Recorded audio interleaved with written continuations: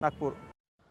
काँग्रेसच्या संविधान सत्याग्रह पदयात्रेच्या संदर्भातली महत्त्वाची बातमी। ही पदयात्रा आता वर्ध्यामध्ये दाखल झाली। शेतकरी आणि नागरिकांची भेट घेत पदयात्रेची सेवाग्रामकडे वाटचाल सुरू आहे। तर संघाला 100 वर्ष झाली, त्यामुळे संघाला विसर्जित करा। काँग्रेसचे प्रदेश अध्यक्ष हर्षवर्धन सपकाळ यांनी संघावर आता घणाघाती टीका केली आहे।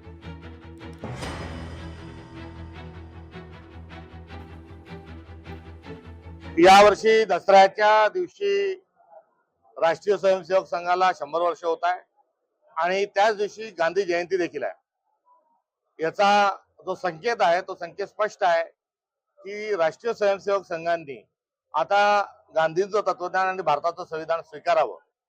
संघ जो आहे हा 100व्या वाढदिवसाला त्यांनी तो विसर्जित करावा, ही त्यांच्याकडे आमचा प्रस्ताव आहे, विनंती आहे, अनुरोध आहे। तर दुसरीकडे त्याचं विसर्जन करत असताना, मनुस्मृतीचं दहन करत असताना, बंच ऑफ थॉटचंही दहन करत असताना त्यांनी महान असं भारताचं संविधान अर्थात भारताचं सर्वांना सोबत घेऊन चालण्याचं जे तत्वज्ञान आहे त्याचा अंगीकार करावा। लोकशाही मराठी ऐका, पहा, जागरूक रहा।